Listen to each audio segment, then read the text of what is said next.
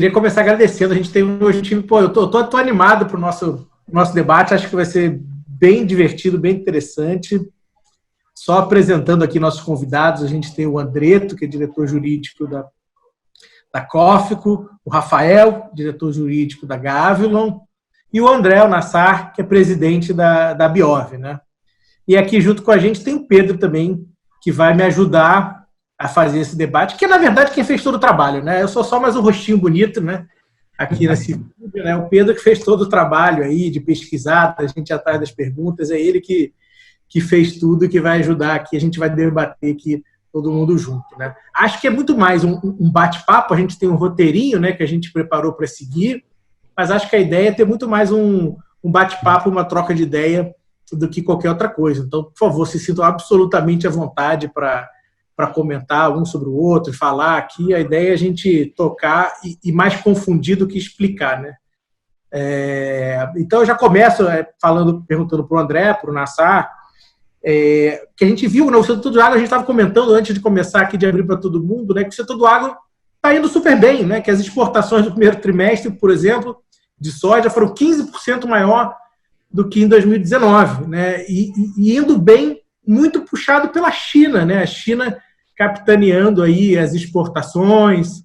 Então, assim, muito curioso, a China que viveu a pandemia lá e tudo mais. Então, assim, nesse cenário internacional, qual a perspectiva que a gente tem especificamente para o setor do agro, né, da soja especificamente e tudo mais?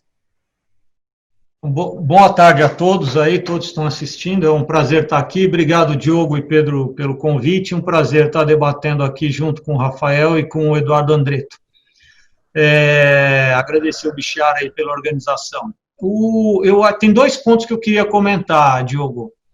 Um deles é assim, né, o que a gente, até eu tive a oportunidade de conversar aí, até com a própria imprensa chinesa, lá em final de março, a imprensa chinesa entrou em contato e queria entender se a crise da Covid poderia gerar problemas de escoamento da safra brasileira de soja para a China, né? E no final eu tive um bom debate com o jornalista, porque ele estava bem informado, é uma pessoa que conhece o Brasil, né? E toda a minha tese era mostrar para ele que, dados os decretos presidenciais de produtos essenciais, e dado o fato de que, apesar de haver problemas em alguns municípios, muitos governadores estavam indo também na direção de que eram produtos essenciais os agrícolas, então a gente não deveria ter problema de escoamento. Então, vamos lá, o que a gente entende que aconteceu com a China, né? Primeiro, a gente teve o lado da demanda, o lado chinês. A minha leitura é que eles tinham uma preocupação que poderia, sim, a crise da Covid gerar problemas de escoamento da safra brasileira. Como estava bem no meio da safra, eles olharam e falaram, olha, nós temos que ir com força lá no Brasil, porque a gente não sabe direito o que vai acontecer com a safra brasileira, sobretudo no mês de março e ao longo do mês de abril, né? Por conta da incerteza de uma crise de Covid vir a impedir o escoamento da safra. Então, eu enxergo muito esse movimento que ocorreu. Evidentemente, a gente teve um movimento, digamos, do lado da oferta também, porque a nossa soja acabou ficando muito competitiva com a desvalorização do real, né, em relação ao dólar, né? E a nossa soja ela ficou competitiva comparada com a americana. É evidente que a soja americana não está entrando ainda, mas assim, a China olha aquilo e fala, bom, acho melhor eu me abastecer o máximo que eu posso agora no Brasil, que é período de safra, porque eu não sei como vai estar o custo dessa soja lá na frente quando entrar a safra americana, né? Segundo, eu não sei como a minha situação, governo chinês, governo Estados Unidos, essa coisa vai evoluir por conta da guerra comercial e todos os desdobramentos dela, né? Então eu vejo primeiro como um movimento muito forte da China de garantir o abastecimento que ela precisava, independentemente do fato se a demanda por farelo e por carnes lá estava alta ou baixa. Era uma questão principalmente de garantir o abastecimento de um insumo básico na ração. Então esse é o movimento. E, assim, com uma preocupação de que haveria problema de escoamento. Quando viram que não tinha problema de escoamento, mantiveram o processo, porque aí viram que a coisa estava funcionando com toda a eficiência na logística que empresas como Cofco, Gavilon e todas as associadas da Biov também têm, que a gente sabe, a gente é muito, apesar dos problemas de infraestrutura no Brasil, as nossas empresas são muito eficientes na logística, na hora de fazer a logística de exportação desse grão. A segunda coisa que eu queria falar não é tanto em cima do quanto a gente exportou, mas eu acho que vale o comentário, que é a questão do câmbio, ela está mudando muito o comportamento do produtor, né?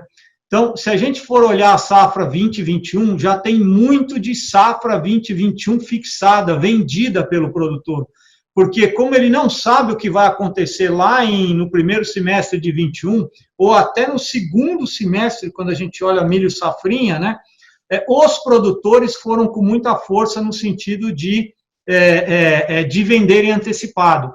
Então, que é um movimento assim, mais forte do que a gente vê em outras safras. Que eu entendo isso como um movimento bastante interessante na visão do produtor, é bom para as tradings também, mas tem uma preocupação grande com o tema que a gente vai discutir depois lá, que é riscos de recuperação judicial, essa coisa toda. Isso a gente fala depois.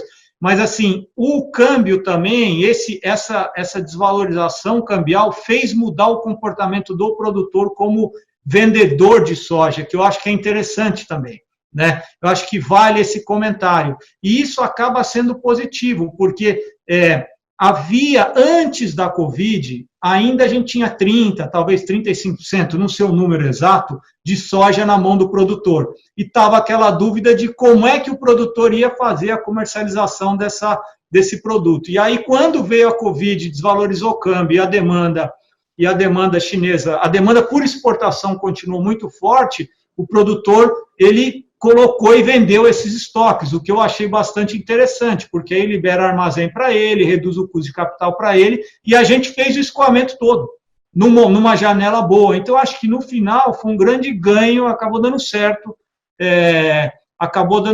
para nós aí, talvez motivado por uma preocupação chinesa, mas que no final essa preocupação não se concretizou. É interessante, assim, isso mostra como o mercado do agro consegue se adaptar a despeito de uma variação econômica muito grande, assim, que a gente tem visto agora no período de Covid, né? E aí, já engatando aqui, enfim, um assunto, uma pergunta que eu até queria fazer para o Rafael, considerando que a Gavilon é um case de sucesso no Brasil, dentre as tradings não tradicionais, né? A Gavilon trouxe um modelo asset light, que diminui um pouco a demanda de operação de portos, de unidades de processamento, mas a despeito disso tudo, ainda que o mercado esteja indo muito bem, por óbvio, o Covid traz desafios novos para a adequação do mercado, né? E aí eu queria ouvir do Rafael como ele enxerga esses desafios, comentasse um pouco do atual cenário econômico do setor e o que diferencia as asset lights dentro desse contexto inteiro dos desafios do Covid. Tá mudo, Rafael. Tá mudo, Rafael. Agora sim, vamos lá. Primeiramente, boa tarde. Queria agradecer a oportunidade de a gente participar desse bate-papo com o André, com o Eduardo, com o Pedro, com todo mundo que está assistindo. Acho que é uma ótima oportunidade para a gente discutir uma série de questões que são importantes e a gente, obviamente, até ficou brincando que a gente faz um pouco até de terapia em grupo, né? Porque a gente fala de problemas e acaba, novamente, escutando também o problema que a gente às vezes tem são problemas que todo mundo está enfrentando. Então, acho que vale muito a pena, assim, é muito, muito legal poder estar aqui com vocês, tá? De fato, assim, quando a gente olha para o setor, assim, na verdade, as light assets, né, quando você olha companhias que são mais leves em ativos, elas têm, obviamente, uma grande dependência de terceiros, né? E, obviamente, o que acaba acontecendo, primeiramente, você precisa ter uma preocupação muito especial neste momento de Covid, quando você tem um fato como o que a gente está vivendo. Na verdade, assim, vamos lá, o fato que a gente está vivendo nunca foi visto na dimensão, né, que a gente está vencendo, mas o que acaba acontecendo você tem que rapidamente redesenhar processos, né, que você realmente processos que você tinha de controle de risco, e obviamente dar um foco muito especial, já que você você por ser uma empresa light asset, acaba tendo uma dependência muito grande de terceiros. Então, esse é o primeiro desafio, e aí eu olho muito nessa perspectiva assim, de como o departamento jurídico e de compliance acaba participando dessa questão de maneira mais ativa, que de fato, atuar, obviamente, não só na parte técnica, mas também, obviamente, como uma lente de risco, né, dentro das relações que são desenvolvidas, né. Um outro aspecto assim que eu queria que a gente vai comentar, acho que um pouco ali mais para frente, mas também a gente ter um pouco de revisitar, entender um pouco do que você tem de portfólio contratual dentro da companhia. Isso é muito importante porque quando você olha, quando você é obrigado necessariamente a revisitar esses portfólios de contrato que você tem, para entender, obviamente, o que, né, e assim, acho que uma das características que a gente está vivenciando nesse novo contexto é a velocidade com que as coisas estão acontecendo, estão se transformando, está muito aumentada, né? Então, o que acontece? Às vezes, conclusões que você tira há 2 semanas atrás, elas já não valem mais essa semana. Então, o desafio é você ter muito claramente esse portfólio de relações jurídicas e de relações que você tem com o mercado, para que você possa compreendê-las naturalmente, obviamente, dentro de uma necessidade de um contrato que se tornou inexequível ou alguma coisa do tipo, você consiga claramente endereçar uma solução muito mais objetiva e direta, né? Um outro elemento que eu coloco, obviamente, quando a gente olha aqui para empresas mais light assets, né? Obviamente, assim, são empresas que também elas são light assets e também elas têm um staff de pessoas também mais reduzido. Então, as empresas e as pessoas são obrigadas a operar num alto grau de eficiência, né? Então, você, obviamente, tem que olhar para as equipes, tem que ter uma noção de como você vai endereçar cada desafio para essas equipes dentro das companhias e, obviamente, fazer com que as equipes também tenham um pouco desse senso crítico maior para poder entender quais são as consequências que podem acontecer dentro desse cenário que a gente está vivendo. E aí, acho que um ponto que eu toco, que a gente vem colocando, acho que conectando um pouco com a fala do André, de fato, quando a gente olha para o ambiente do agro, né, e quando a gente olha para os impactos mais imediatos que a gente teve agora, a gente ainda não teve grandes solavancos. Mas isso não significa que, por exemplo, quando a gente olha no ambiente de curto ou médio prazo, que esses impactos não possam acontecer. Tudo vai depender muito desses fatores que foram colocados, né? Como a demanda chinesa vai operar dentro do mercado, quais vão ser os impactos dentro da demanda aqui dentro do agronegócio, como o nosso ambiente institucional ele vai, obviamente, se comportar. Acho que está todo mundo vivenciando um pouco disso. A cada dia é um decreto diferente, uma situação diferente, então você é obrigado a lidar com isso dentro de uma velocidade, e aí, obviamente, a gente fica uma dúvida, assim, até que ponto a gente vai ter um impacto dentro da cadeia, um impacto que não vai acontecer talvez agora, durante o momento de restrição de locomoção, mas pode acontecer um pouco mais para frente, seja, né, quando a gente pensa na cadeia do agro, estou falando desde o produtor até o comprador final, a gente pode considerar o mercado chinês, por exemplo, né? Então, assim, qualquer problema que você possa ter dentro da cadeia toda pode ter uma afetação e não necessariamente isso vai chegar rapidamente a você. Então, eu falo muito que o que a gente vive hoje, talvez, de um cenário positivo, a gente não pode se iludir que seja um cenário que a gente vai conseguir, talvez, nos próximos meses, garantir. E aí o desafio, de fato, é estar preparado, é estar com processos muito organizados, obviamente, e assim, tá com as pessoas muito preparadas e com a visão preparada do que, de fato, o que a gente tinha talvez de normal e de processos que eram processos mais convencionais são obrigados a se tornar em processos mais dinâmicos, não menos diligentes, tá? Porque acho que isso é importante também, como a gente está tratando, obviamente, de gerenciamento de risco, de relações que são importantes, que envolve um montante de dinheiro bem significativo, você tem que ser diligente. E aí o desafio, de fato, é conseguir combinar essa eficiência, obviamente, com a diligência necessária. E interessante, a gente recebeu boas notícias da China, o André comentou e tudo mais, como o mercado como impulsionou as exportações, mas apesar da nossa produção de soja, né, ser muito voltada para o mercado externo, eu queria escutar do Andreto quais são os impactos no nosso mercado interno. Se você sentiu alguma diferença da pandemia afetando o mercado interno, não só o externo. O que você conseguiu presenciar aí? Bom, para nós, especificamente na COFCO, nós temos 2 mercados internos importantes, né? Um interno, um mercado de farelo, né? A gente tem uma planta em Rondonópolis, uma esmagadora de soja em Rondonópolis, que produz o farelo, que é vendido para a BRF, para a Marfrig, né? Para as empresas aqui no Brasil. Esse mercado, ele continuou forte, continuou bastante ativo, mesmo porque as exportadoras estão de carne, né? Estão tendo uma demanda importante desse mercado, então não houve uma queda nesse mercado. A gente ficou mais preocupado com a questão de logística, né? Todo mundo vai lembrar, no começo da crise, teve muito movimento dos caminhoneiros, né? Teve muita discussão sobre como é que os caminhoneiros iriam trabalhar, né? Que você não tem nenhum restaurante em estrada para fornecer alimentação para esse pessoal. Eu acho que o Nassar vai falar depois, mas teve todo um esforço grande das tradings, né? Em conjunto, Dreyfus, COFCO, Bunge, Cargill, todas em conjunto, para que houvesse um plano aí de contingenciamento para essa questão da logística, que é muito importante. Mas, enfim, voltando para o mercado interno nosso, realmente o agro, eu não vou dizer que é um beneficiário dessa crise, ninguém tá ganhando nada com essa crise, mas definitivamente o agro tem sofrido muito pouco na crise, né? E no mercado interno, do farelo a gente não sentiu nada. O que a gente tem expectativa de ter, talvez um impacto negativo, é no mercado do biodiesel, né? A COFCO é uma grande fornecedora de biodiesel para as distribuidoras, né?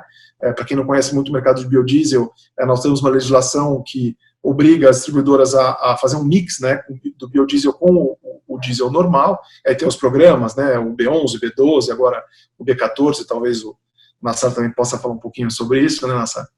Mas o biodiesel é um insumo importante para a produção do diesel, e se você tem um consumo menor de diesel, né, na ponta, né, tá havendo menos consumo, as distribuidoras ficam numa posição complicada, porque elas têm aquele volume adquirido de biodiesel. Rapidamente falando do mercado de biodiesel, é um mercado fechado, né, o mercado de biodiesel, né? Tem um leilão que é feito pela ANP, Agência Nacional do Petróleo, e aí nesse leilão você vende seus volumes. Então, é um mercado cativo, fechado, em que as distribuidoras têm aquele volume para ser retirado, vamos dizer assim, né? Nós temos a obrigação de produzir aquele volume, e as distribuidoras têm a obrigação de retirar o volume. Então, vocês imaginem no mercado cativo fechado desse, que a distribuidora tem que ir lá e retirar esse volume, e ela não tem vazão para esse volume, porque nós estamos no meio de uma crise e não se está se vendendo combustível como se vendia antes. Então, sobre este assunto especificamente, a companhia tem uma preocupação. Nós temos uma grande discussão aí, que até debatemos um pouquinho antes do web seminário, sobre o que seria isso, né? Se seria um desequilíbrio econômico-financeiro de contrato, né? Por exemplo, a distribuidora não podendo retirar esse volume do diesel, ou seria um fato do príncipe aí, né? Uma força maior, né? Que você não pode retirar o diesel por uma questão de força maior. É um debate jurídico interessante. Nós ainda não sentimos um impacto, né, no biodiesel, mas essa é uma grande preocupação da companhia. Então, se tem um ponto, um flanco que nos preocupa, é o do biodiesel. Como eu disse, ainda não foi fortemente impactado, mas é uma preocupação normal. Acho que não sou do mercado de álcool, mas não atuo no mercado de álcool, apesar da empresa ter 4 usinas, não é uma área que eu atue. As distribuidoras que compram o álcool devem estar também acredito eu, na mesma situação, né? Você estava comentando a questão do biodiesel, e até você já perguntou para o Nassar, mas eu vou insistir, porque eu acho que tem tudo a ver, né? Eu acho que a Biov está, inclusive, pedindo para alterar o percentual, né, da massa de soja no biodiesel, para poder dar um pouco de vazão e melhorar esse problema que o próprio Andreto comentou, né, Nassar? O biodiesel, acho que o Andreto falou super bem, mas sempre a gente pode complementar, né? O biodiesel, ele é mais ou menos metade do óleo que a gente produz. Só para lembrar, 1 tonelada de soja faz quase 800 quilos de farelo proteico, né, vegetal proteico, e 200, grosso modo, 200 quilos de óleo, né? Metade do que a gente produz de óleo vai para biodiesel, e hoje tem essa mistura de 12%. O que a gente entende? O Brasil ainda é importador de diesel, né? E por ele ser importador de diesel, é diferente do mercado de gasolina, que hoje, por conta da crise e tudo isso, a demanda por gasolina caiu tanto que acho que o Brasil não vai nem importar mais gasolina. Mas no caso do diesel é diferente, a gente continua importando diesel, né? Então a gente entende que no momento em que você tem uma queda de demanda, que não foi tão brusca quanto na gasolina, o que a gente ouve das distribuidoras é que houve uma queda assim, pós-crise, Covid, no último mês, 2 meses, talvez uma queda de 20% na demanda de diesel, tá? Então, assim, no final do ano, nem vai dar 20%, porque você vai provavelmente recuperando devagarzinho, mas houve uma queda, é uma queda muito forte, a gente não pode esquecer, né? Mesmo com essa queda, a gente ainda está importando diesel, então, assim, para garantir o abastecimento, a gente está importando. Então, a gente entende que uma recuperação de demanda do diesel, do biodiesel, vamos falar assim, fazendo uma antecipação da mistura, porque o tal do 12, 13, ele aumenta a cada março do ano até 2023, que a gente vai chegar em 15%. Então, a gente tem conversado com o governo para, no lugar de subir para 13, lá para frente, a gente entende que a gente poderia antecipar nesse momento em que a gente ainda está importando diesel. E, claro, isso tudo a gente tem que acompanhar. Se for preciso diminuir um pouco depois, a gente diminui. Mas por que a gente insiste tanto no biodiesel? Porque ele quando você olha o resultado do processamento de soja, o biodiesel ele tem uma contribuição positiva. Então, quando você aumenta a mistura de biodiesel, você gera mais demanda por biodiesel, você tende a aumentar a industrialização, você esmaga mais soja e você utiliza melhor o ativo fixo das empresas que são processadoras, né? Então, assim, o contexto é favorável, porque a gente ainda importa diesel. Claro, isso depende do governo, quer dizer, nós elaboramos o pleito tecnicamente o mais bem montado possível, mostrando que não vai ter impacto no consumidor, que não vai prejudicar o consumidor, vai só beneficiar do ponto de vista ambiental, enfim. A gente está levando essa tese do biodiesel porque ela ajuda também na cadeia para trás, na industrialização da soja. E é bom porque aí você vai produzir mais farelo, é melhor para carnes e assim vai. Nassar, não sei se serve de consolo, mas eu já estou convencido. Acho que é só o governo que falta convencer agora. Mas fala aí, Pedro, você faz a pergunta. Não, e sem dúvida é uma medida de apoio para as empresas, né? Que entra já no nosso próximo ponto aqui, que é um dos assuntos mais pujantes aí, pelo menos juridicamente, do Covid, que é a necessidade de renegociação e revisão dos contratos, né? A gente sabe, enfim, já saiu na mídia que algumas distribuidoras de combustível têm iniciado um pleito de revisão dos contratos para compra no agro. Agora, existe toda uma... E aí a pergunta aqui vai direcionada ao Rafael. O agro, a estrutura dos contratos do agro trazem uma área completamente diferente dos contratos comerciais em geral, né? Ali dentro já tem embutido situações imprevisíveis de intempéries, condições climáticas, que isso tudo já carrega uma distribuição de riscos de uma forma diferente. E assim, tem havido muito pleito de renegociação, essa é a primeira pergunta, e o seguinte como a gente vinha falando mais cedo, um dado que a crise de 2008 já tinha trazido, já não existe mais o too big to fail, né? Isso já tem sido uma lição aprendida durante essa crise para contratos futuros, para comportar esse novo normal?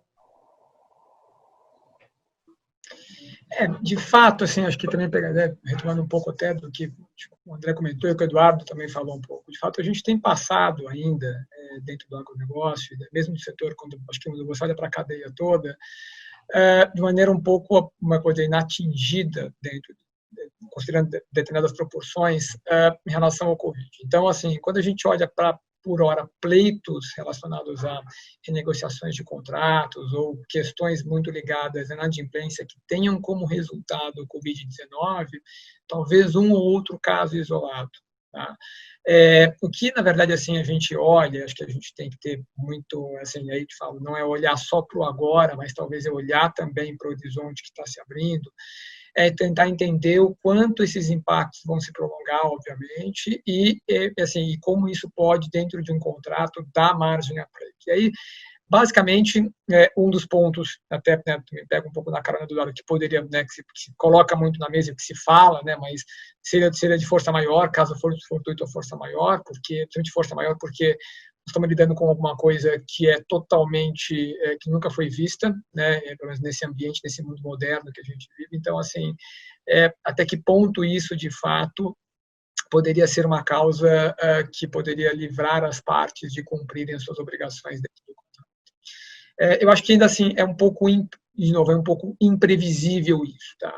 Quando a gente olha para os contratos agro, né, a gente tem uma característica de um negócio muito dinâmico, de um negócio onde ocorre oscilação de preço. Então, assim, eu entendo que a tendência é que a gente, por enquanto, não abra uma discussão, pelo menos aqui dentro do território brasileiro, muito em relação à força maior, tá, em relação a isso. Há um outro aspecto que a gente fala na legislação civil, que é o da onerosidade excessiva, né, da famosa teoria da imprevisão, né.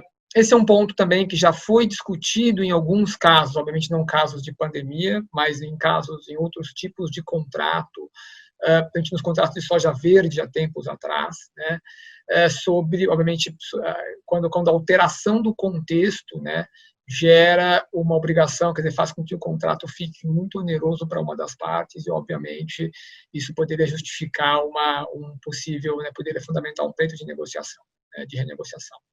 Isso também foi um ponto que os tribunais, há tempos atrás, também decidiram que não se aplicava, porque, de fato, tratava-se de risco do negócio, né? Mas, de novo, a gente não consegue cravar nada com muita exatidão agora, porque a gente não sabe quanto isso vai se prolongar e se uma onda de impacto que eventualmente vier a ocorrer, se, de fato, ela vai vir de forma mais pesada e vai forçar a colocar todo mundo na mesa. E aí tem um ponto que eu acho que vale a pena a gente olhar quando a gente pensa nesse novo normal, né? Quando, a gente tem falado desse novo ambiente, desse novo contexto que advém do ambiente de pandemia. A gente tinha uma característica, né, para os tribunais, muitas vezes olharem o contrato como possuindo assim sempre um ente mais forte e um ente mais fraco dentro da cadeia contratual. Eu acho que isso, às vezes, na minha modesta opinião, se perde um pouco, e eu vou explicar o porquê.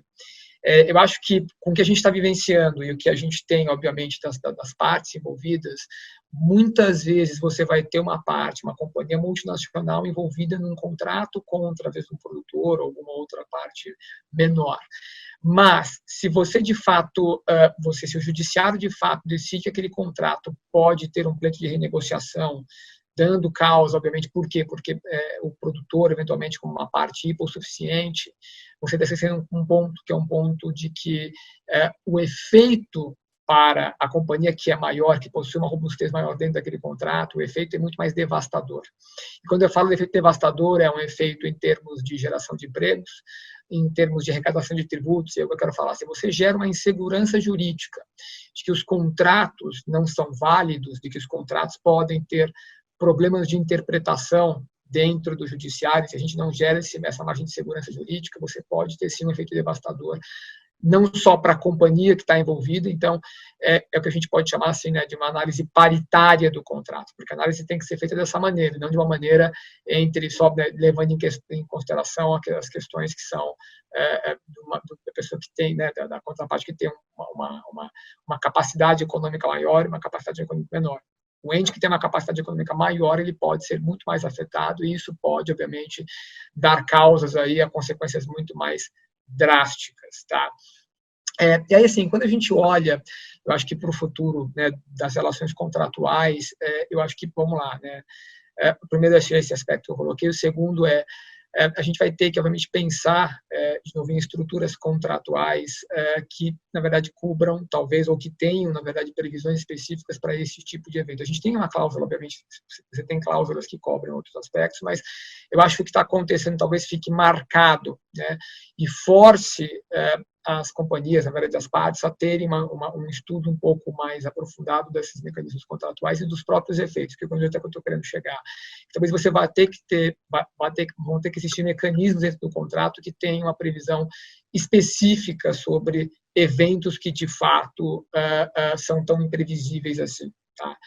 É uma coisa que eu andei discutindo em outros fóruns, quer dizer, não tem nada muito material, mas isso pode acontecer. Um outro ponto, né, que a gente também tem que, acho que vale a pena colocar aqui, é a questão do nexo de causalidade, né? Eu acho que no ambiente de Covid, de pandemia, muita coisa está sendo colocada na conta da pandemia. Então, a gente acho que depois vai explorar um pouco em termos de recuperação judicial, mas a gente tem que separar uma coisa da outra, né? Então, assim, quando a gente coloca a recuperação judicial, ela não vai acontecer necessariamente por conta da pandemia. Já havia um outro contexto enfim, de uma contraparte que já vinha se agravando. E aí o ponto que eu quero, assim, colocar né, que a gente, na verdade, talvez tenha que, dentro dos contratos, reafirmar essa autonomia de vontades das partes, para ressaltar que, de fato, aquele contrato ele tem que ser cumprido, ele tem que ser respeitado, e que as partes reconhecem os riscos todos que são ali contidos. Tá? Então, assim, eu acho que nesse novo normal, talvez, venha impactar na necessidade da gente ter um redesenho, na verdade vai ter um redesenho estrutural muito grande, mas em alguns pontos dos contratos a gente também tem uma visão, e aí o ponto também é que o papel do judiciário é um papel muito importante para dar segurança jurídica. Então, o que a gente, na verdade, tem, às vezes, um pouco de receio aqui no país, quando a gente olha, às vezes, para interpretações muito criativas, né? Então, a gente tem, na verdade, cláusulas contratuais estabelecidas, as partes são partes altamente profissionais dentro daquele contrato, e quando você vai ter que ter uma discussão, você acaba tendo uma interpretação, quer dizer, do judiciário totalmente fora do que é padrão. E aí um ponto, na verdade, que eu também coloco como adicional, que talvez possa fazer sentido nesse novo normal, é o estabelecimento de câmaras de mediação dentro dos contratos. Então, você, em vez de ter um foro público, você vai ter, obviamente, foros, talvez, de arbitragem, né, mais especializados, mais dinâmicos. Então, talvez esse novo normal nos force a repensar e a nos debruçar nesses tipos de mecanismos que tornem não somente que possam, na verdade, garantir o cumprimento do contrato para as partes em linha com o que é previsto, mas também que possa garantir uma solução mais rápida de conflitos, uma solução mais técnica e especializada dos conflitos que venham a surgir. Acho perfeito, Rafael. Acho que a ponderação foi muito boa.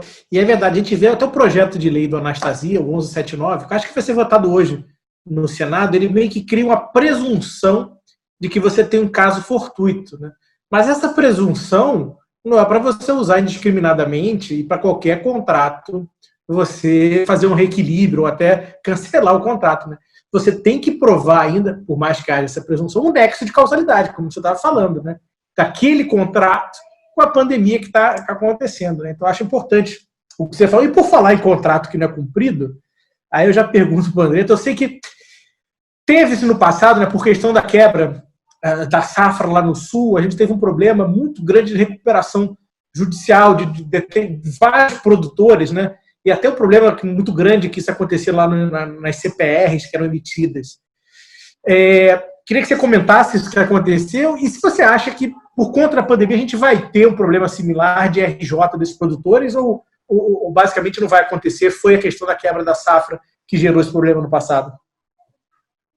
No agro, realmente a questão da pandemia tem pouco ou nenhum impacto para nós, né? Como eu disse, a maior preocupação nossa com a pandemia foi no começo, quando os municípios começaram a fechar acessos, começaram a querer fechar plantas, né?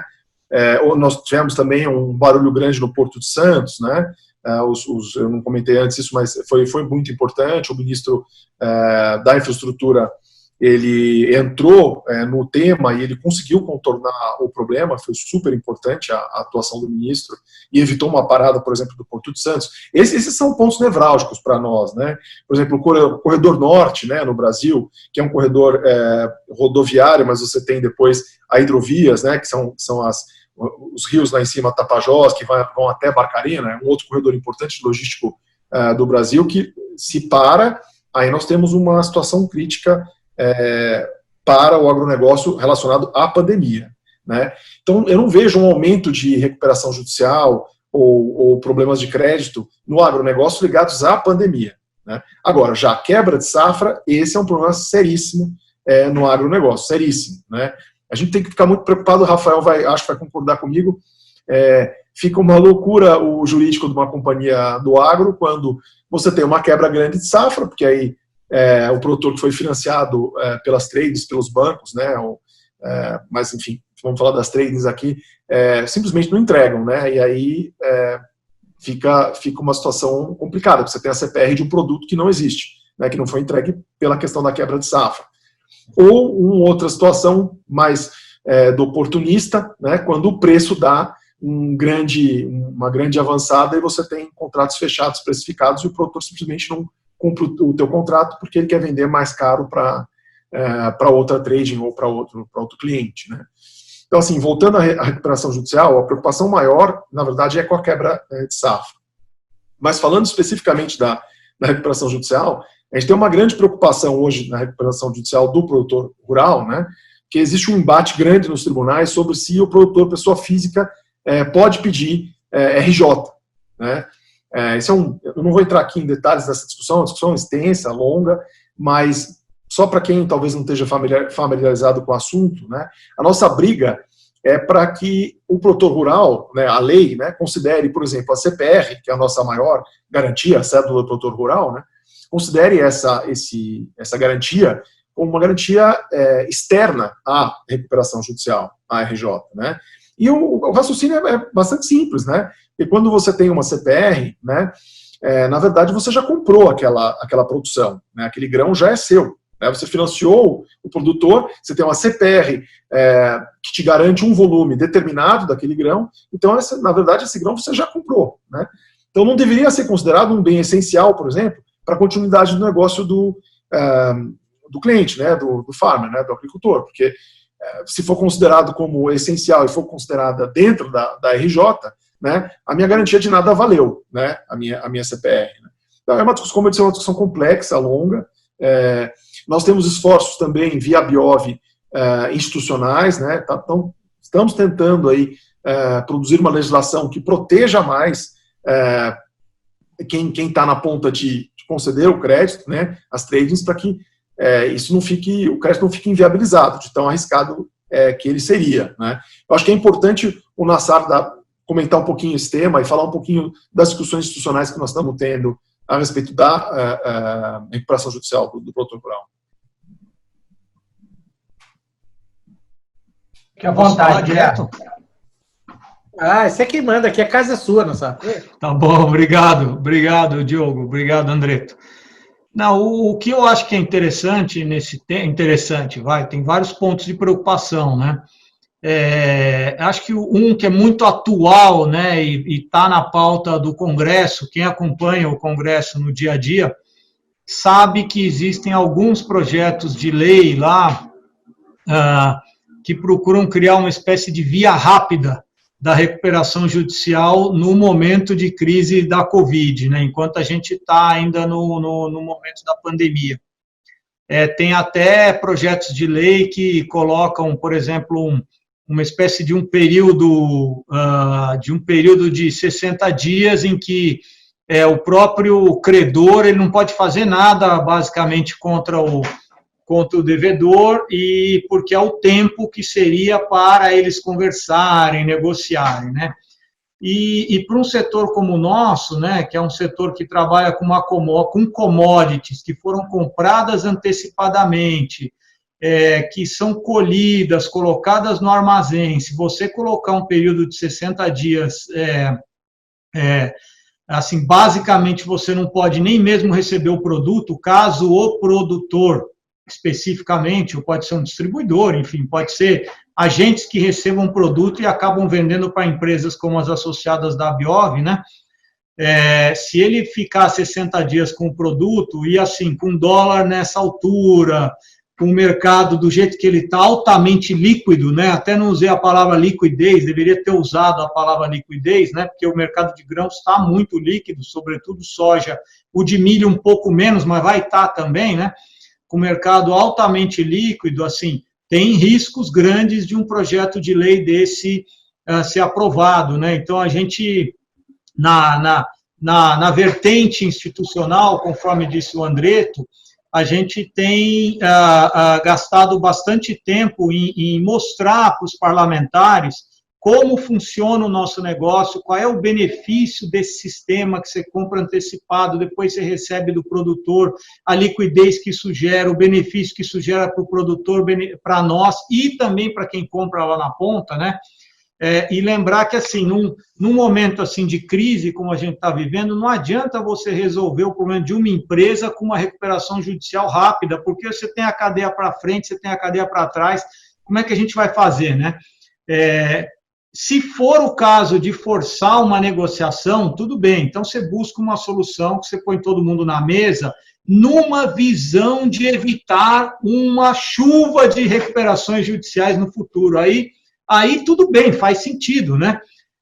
Agora, numa visão em que você nem tenta identificar se aquela empresa que acessou aquela recuperação judicial rápida, se ela passou por alguma crise decorrente da pandemia ou não, não faz sentido para nós, né? A gente acha que você vai estar abrindo espaço para muito oportunismo, e a recuperação judicial já tem bastante oportunismo suficiente. Será que a gente deveria mesmo, né, aumentar todo esse risco, essa insegurança jurídica? Então, a gente tem tido essa preocupação, assim, de mostrar como funciona o nosso negócio, né, e dizer, olha, tudo bem, se o Congresso acha que deve ter um tipo de recuperação de empresas, um sistema rápido, né, esse sistema não pode atingir empresas, por exemplo, que não passaram por crise nenhuma ou por uma crise pequena no decorrer da pandemia. Esse é o primeiro filtro, quer dizer, você não passa nesse filtro, não pode acessar, né?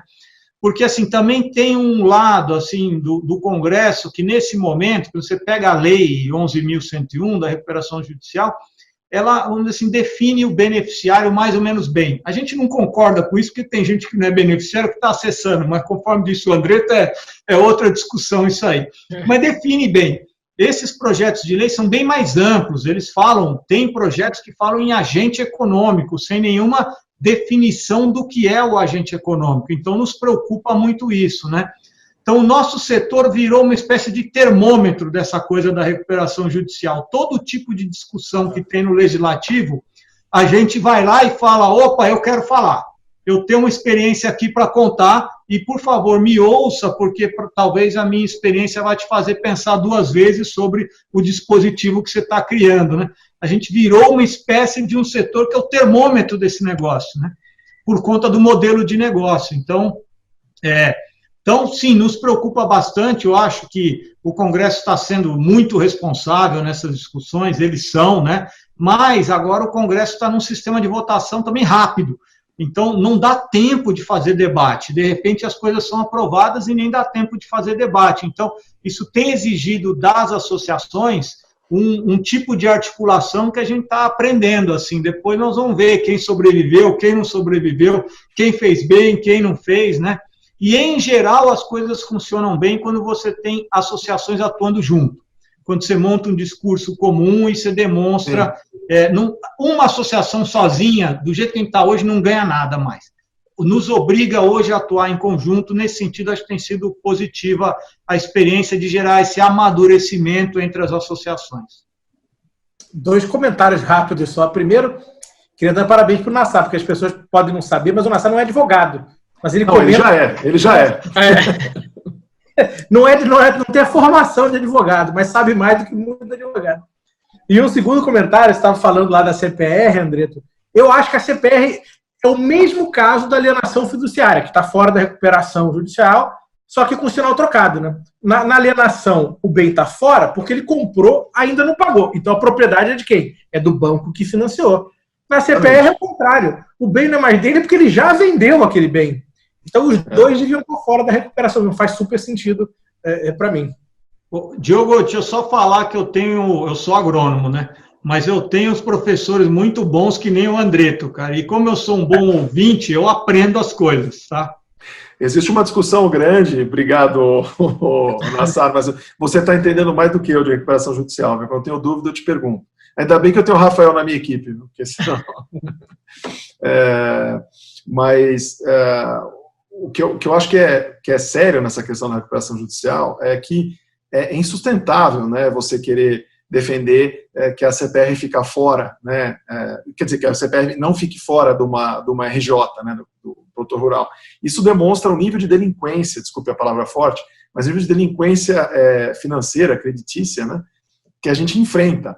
Né, e, infelizmente, tem que ter um pouco mais de maturidade no mercado para entender que esse tipo de batalha é uma batalha de curto benefício. Né? Se de repente se consegue excluir a CPR por lei e tal, é o que vai prejudicar os produtores, né, no médio prazo, até mais curto prazo, vai ter menos crédito, né? E vai ser mais complicado, mais caro de se conceder o crédito. Né? Então, acho que, infelizmente, essa é uma batalha que a gente não ganhou ainda, mas eu tenho certeza que no final das contas a gente vai ter resultado positivo, André. Eu queria fazer só um comentário, que eu acho que isso que vocês estão colocando está perfeito, é isso mesmo. Eu acho que a gente tem que ter, de fato, regras claras. E a gente, na verdade, eu acho que um dos grandes desafios, aqui, o Eduardo, o André, vocês estão muito acostumados, é a divergência de interpretações que vocês, às vezes, têm entre os diferentes estados da federação. Então, questões que são interpretadas entre a recuperação judicial no Rio Grande do Sul, ou no Mato Grosso, ou em outros estados, você não tem uma unificação de entendimento. E essa é a importância de você ter um processo mais dinâmico, mais claro, e que, obviamente, que existe uma responsabilidade, eu bato de novo, né, de preservação da legalidade.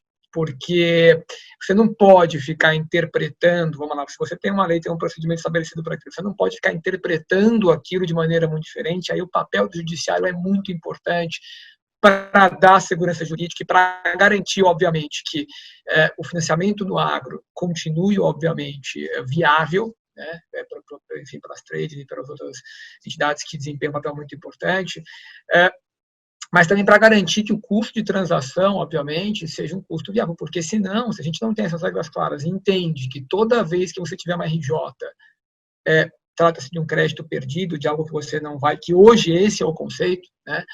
Quando a gente olha para as RJs que aconteceram no agro desde 2014, né? Eu, assim, particularmente, venho acompanhando esse assunto desde 2014, você só vê casos de insucesso. Então, quem tem crédito lá, né, você pode ter, às vezes, um ou outro caso, mas a maioria dos casos são casos de insucesso. Então, e são procedimentos de recuperação judicial que não tiveram resolução. E aí um outro ponto também, né, porque quando você olha para a lei, olha o prazo de duração da recuperação judicial, isso nunca foi respeitado até o momento. Então, por mais que você venda de fato que existe uma lei, é importante garantir que essa lei venha, né, que o procedimento venha a ser aplicável, porque é isso que vai dar de fato segurança e que não seja passível de margem de interpretação para qualquer componente do judiciário poder interpretar esta maneira que melhore, enfim, ou de uma maneira, como é que eu vou dizer, mais parcial, entendeu?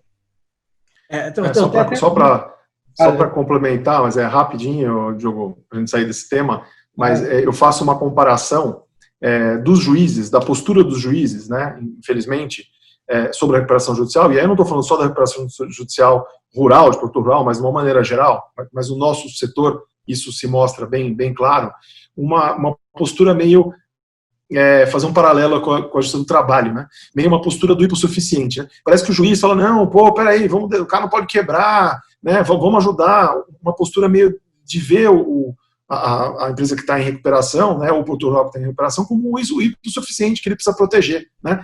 E aí você tem haircuts, né, de dívida absurdos, né, extensão de pagamento e carências malucas, que se você colocar na ponta do lápis e fizer contas, você vê que aquilo é inviável.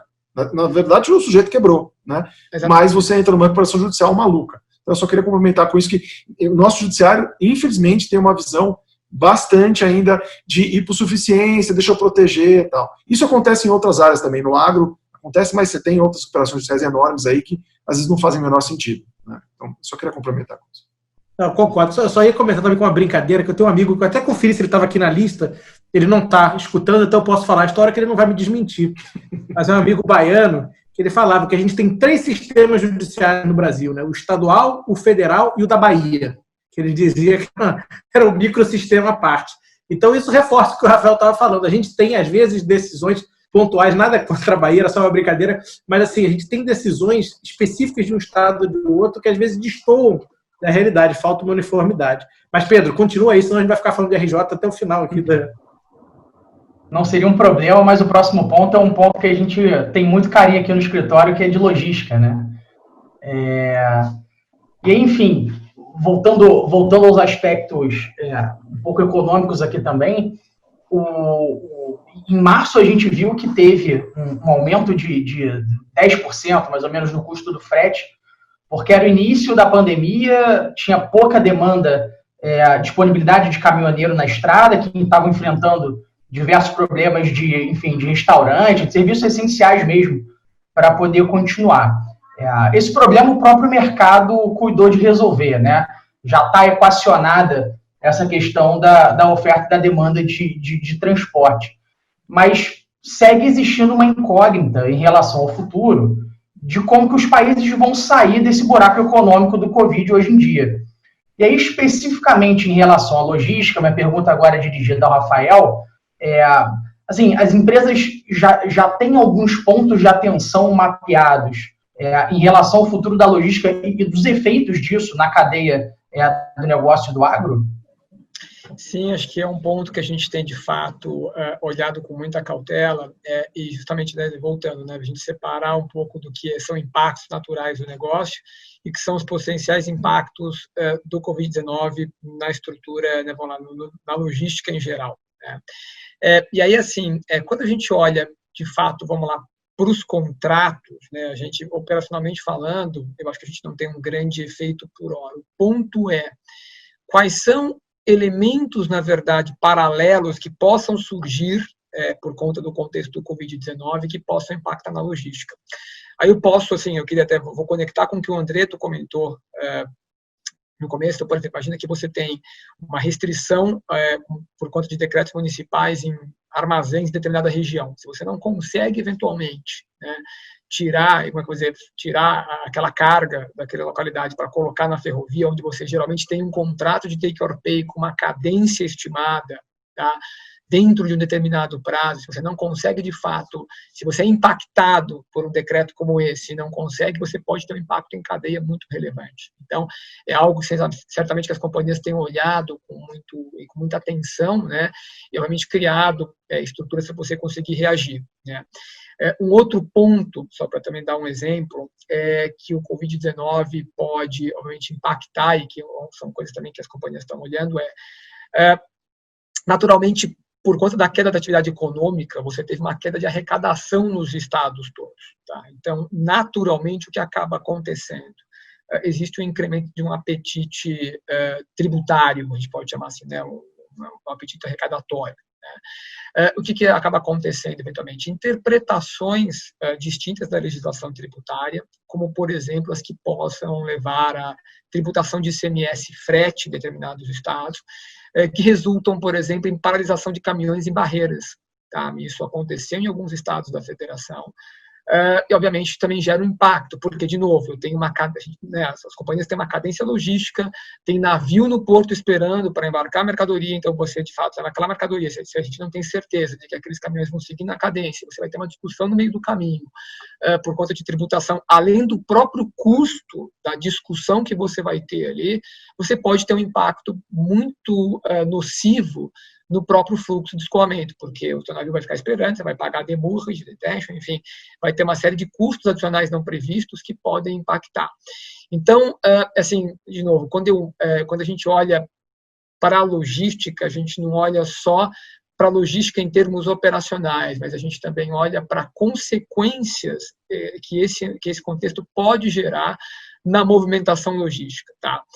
O que a gente, na verdade, assim, vamos lá, né, que as companhias têm buscado fazer, eu acho que é basicamente monitorar. Então, só para dar um exemplo de uma iniciativa que eu mesmo assim liderei, foi de tentar fazer um mapeamento de risco, criar uma matriz de risco em cima dos principais contratos, dos principais corredores, para a gente identificar, na verdade, quais são as pontas que estão conectadas, o que a gente tem de desafios ali nos ambientes, obviamente, vamos lá, contratuais, tributários, regulatórios, para a gente tentar, obviamente, prever, olha, se eu tiver esse impacto, qual é a minha alternativa? Então, um exemplo, se você, de fato, entende que existe um risco, obviamente, de discussão num fluxo rodoviário por conta de uma discussão de tributação, qual é a alternativa que você tem? Você vai ter que aumentar o teu fluxo na ferrovia, né? Como é que você já redesenha isso dentro de um contrato? Então, o que eu acho, e assim, o que eu olho é que assim, essa necessidade de a gente ter um preparo e, obviamente, olhar um pouco mais, assim, né, como é que eu vou dizer, behind the wall, assim, né, quando a gente olha depois da parede, no sentido assim, para tentar entender quais são os efeitos que estão e quais são as possibilidades, que de fato eram possibilidades remotas antigamente e que não são mais tão remotas assim de acontecerem. Obrigado, Rafael.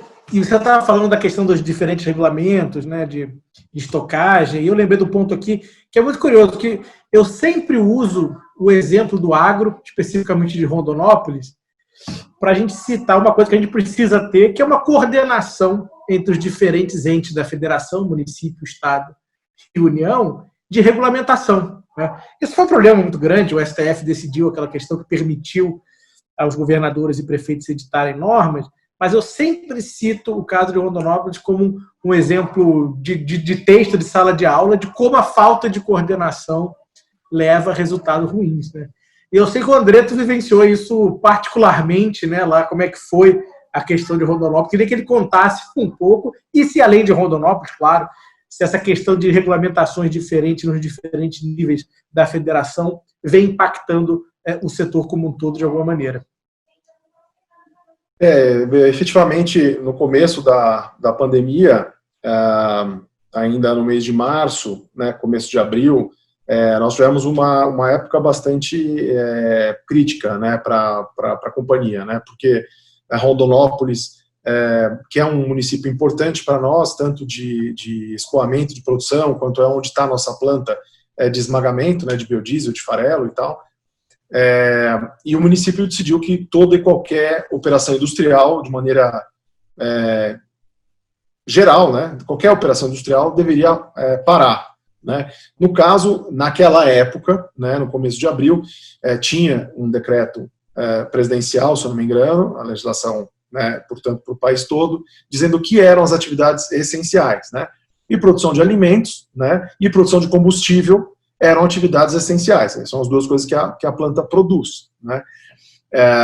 Então, se teve uma conversa com prefeitos, tentou, de maneira institucional, explicar a situação. Infelizmente, a coisa não fluiu bem. Eu acho que por nós estarmos enfrentando uma situação totalmente nova, né, para todos, né, a gente tem que também se colocar no lugar do outro. Imagine o prefeito, com a cidade ali toda mortificada de medo, né, com a televisão só falando no vírus, na mortalidade do vírus e etc., o prefeito ele queria mais era fechar tudo e ninguém sair de casa, né, para que ele não fosse responsável ou responsabilizado por mortes, né, por uma disseminação da pandemia. Né.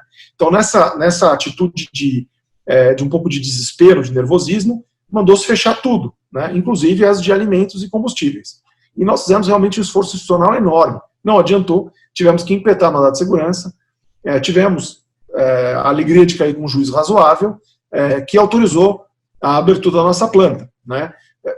Elencou lá um monte de condições, 90% a gente já fazia, né? De álcool gel, de medição de temperatura, naquela época não tinha ainda a discussão do oxímetro, mas a gente tomou todas as providências que o juiz nos pediu para tomar e conseguimos não interromper a atividade na planta. Tivemos problemas em outros municípios também, mais ligados a silos, né, de armazenamento, que não são equipamentos que tem muita gente trabalhando, mas, de novo, foram lá a vigilância sanitária dos municípios dizendo, olha, não, você tem que parar, não pode trabalhar. Quer dizer, tinha um pouco, no começo do nosso problema aqui, tinha um desconhecimento e um pânico geral. Né?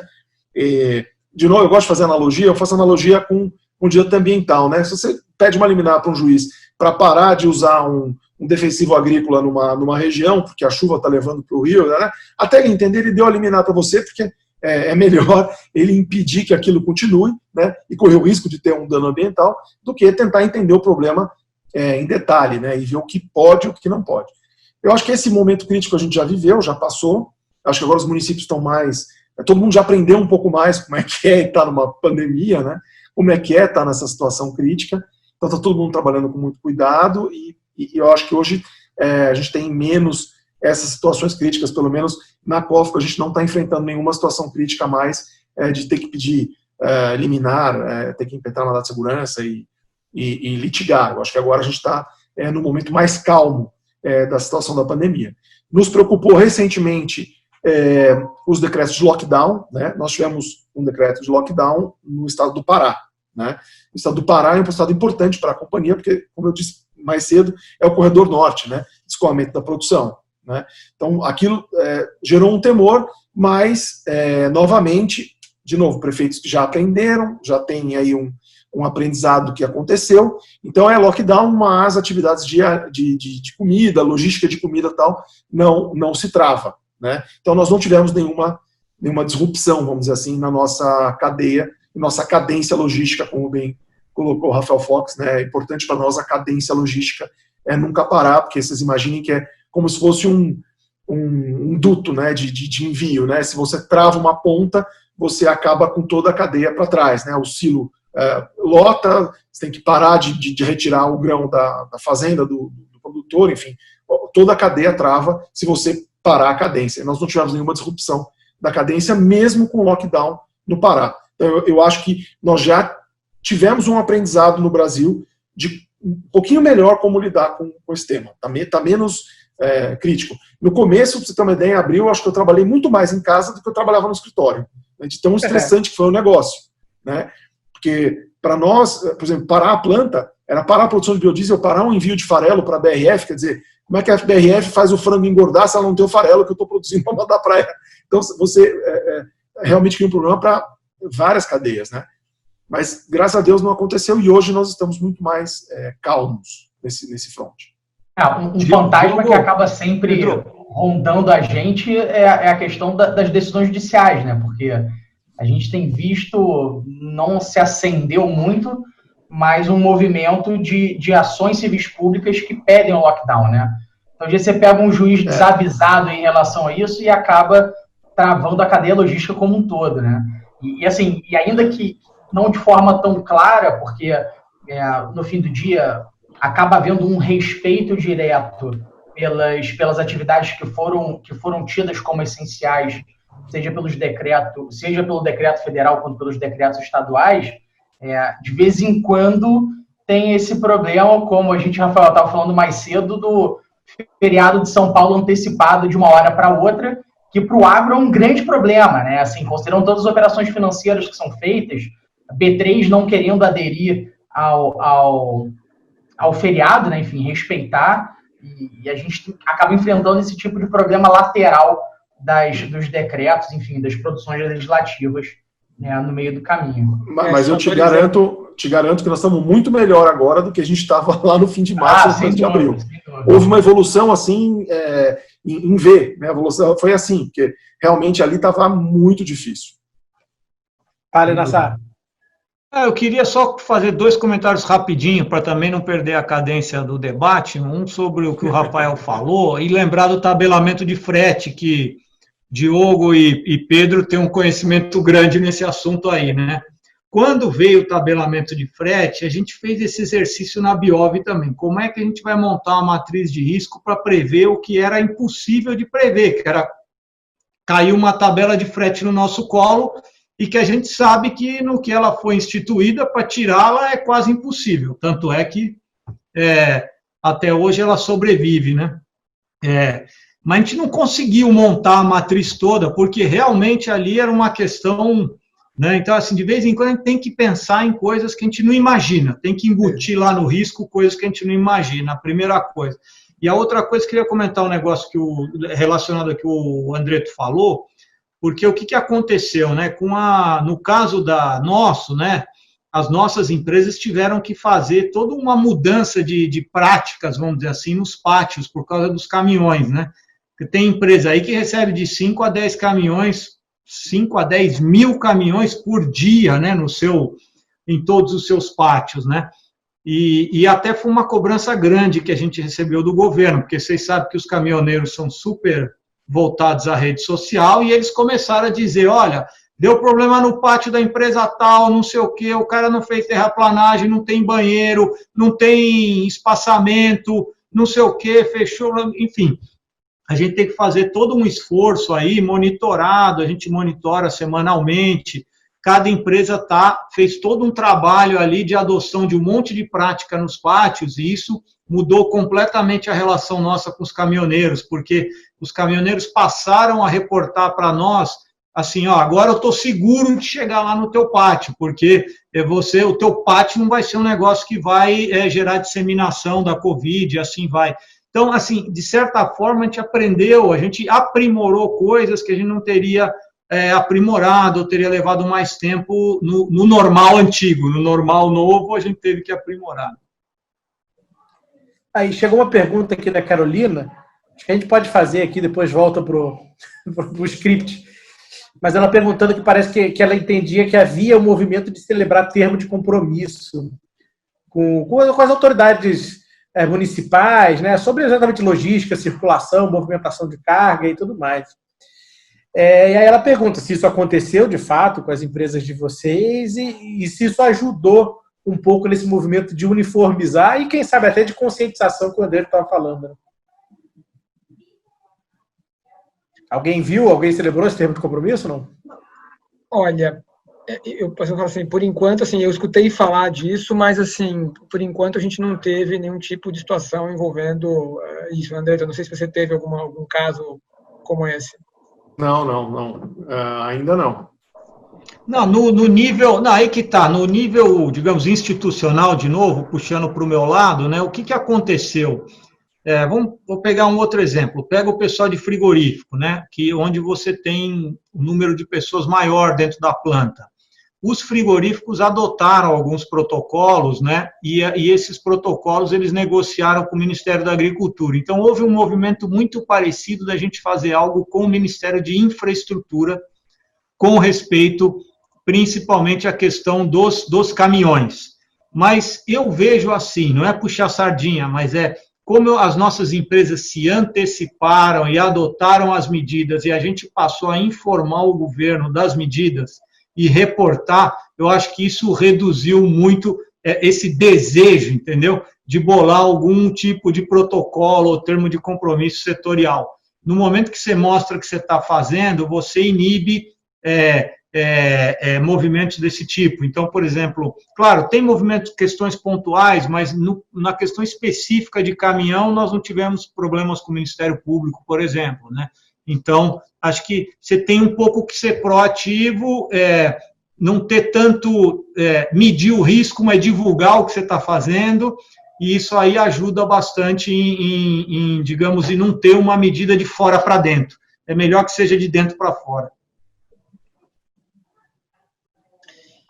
Eu queria assim, comentar, e geralmente, acho que em relação aos termos de compromisso, né, que na verdade, assim, quando a gente olha um pouco de histórico do passado, acho que, André, talvez você lembre das questões que aconteceram no Mato Grosso em 2013, 2014, em torno dos terminais logísticos, por conta das filas que eram formadas em torno dos terminais logísticos lá da feira logística. Então, assim, quando você, de fato, propõe alguns termos meio gerais, acaba geralmente não funcionando muito bem, porque você propõe algo de normas gerais que não se adapta, assim, aquela coisa, não tem one size fits all, né? Não dá para você tratar a todos os entes da mesma forma, porque as condições, como é que eu vou dizer, os fluxos são diferentes entre as companhias, né? Então, talvez você adotar termos, como é que eu vou dizer, muito gerais, obviamente tentar, né, vincular, acaba não funcionando, acaba não sendo muito bem visto pelas próprias companhias, assim. Como você falou, o mais interessante, acho que o trabalho que vem sendo feito é de tentar antecipar e, obviamente, ter essa preocupação prévia, obviamente, de estar sempre em compliance com as normas. Boa. Acho que pelo horário aqui, a gente tem que ir encaminhando já mais para o fim. E assim, do bate-papo geral aqui, e obviamente das notícias que a gente acompanha, o mercado no Brasil em si não enfrenta grandes problemas logísticos, né? Isso, como a gente falou um pouco mais cedo, está equacionado. Mas o mercado de agro como um todo é muito internacionalizado. Enfim, diversas matizes de restrições são vividas em diversos países em razão do Covid.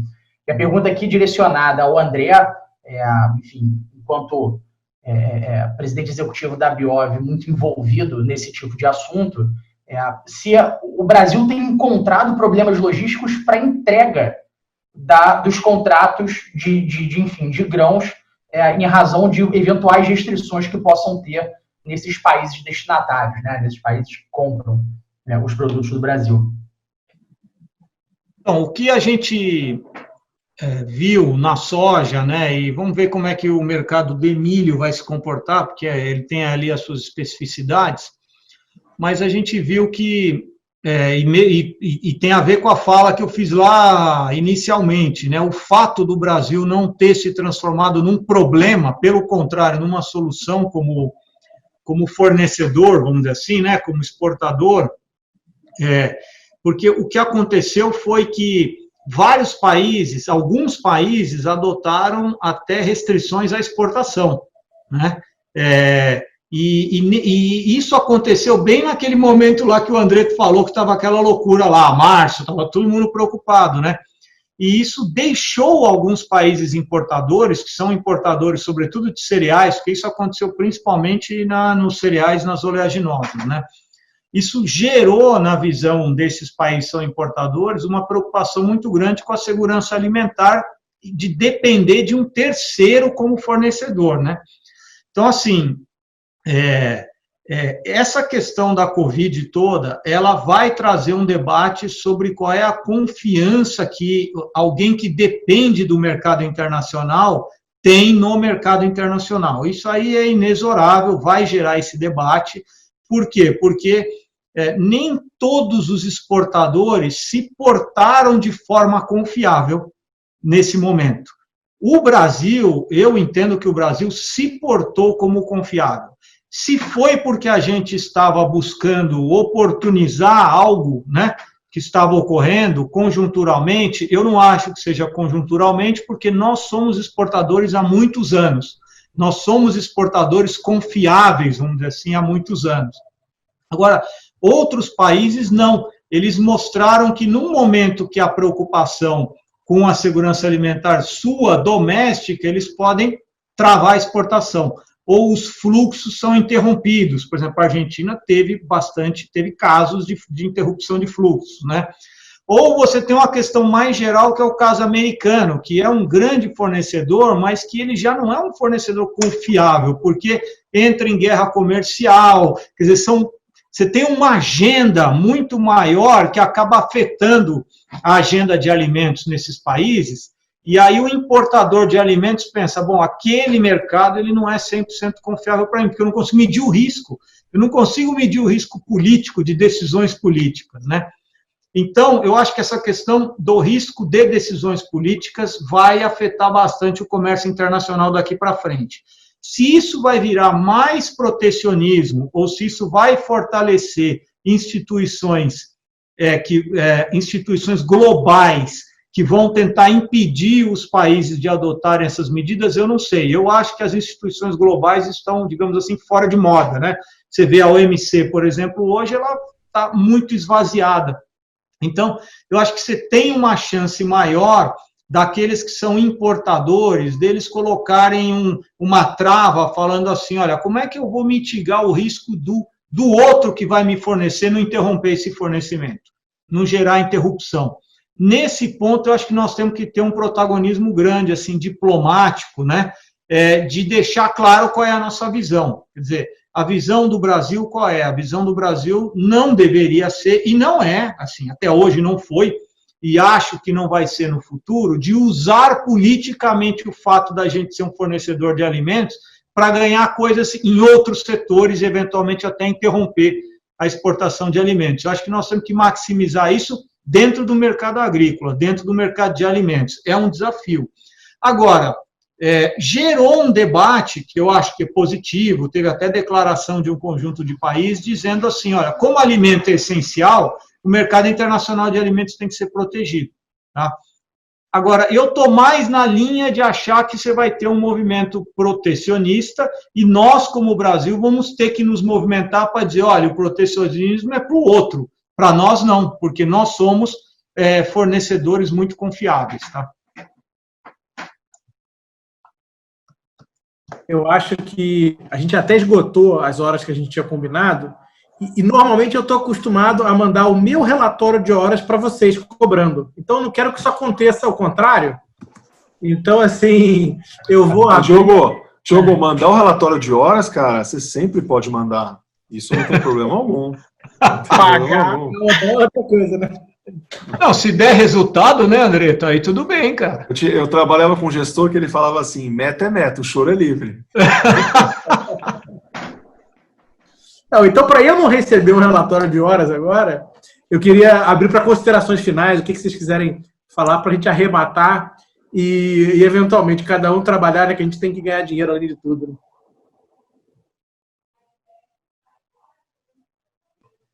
Vai lá, Nassar, você é o mais idoso. Tá bom. Não, assim, as minhas, considerando que eu sou mais idoso, as minhas considerações, assim, acho que o último comentário que eu queria, foi boa pergunta, porque eu queria falar um pouco dessas questões internacionais, né?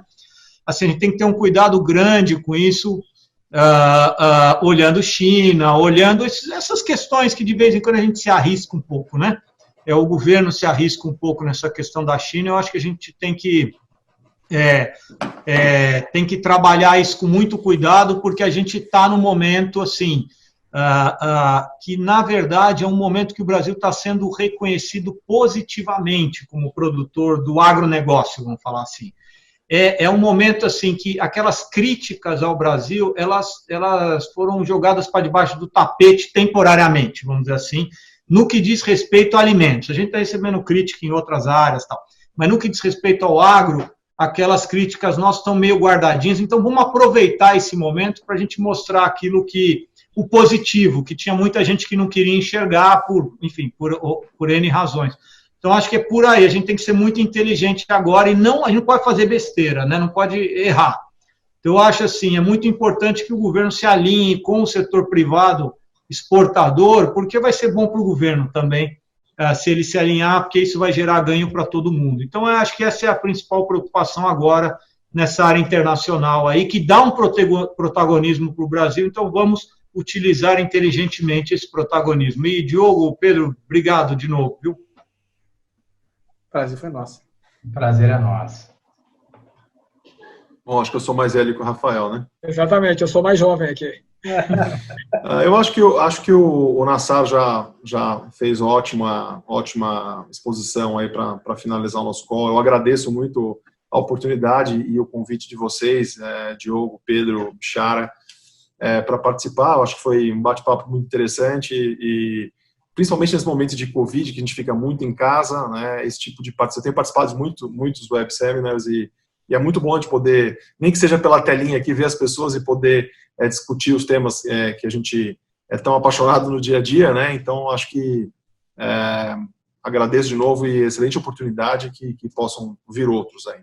E a parte institucional, o Nassar já fez muito bem.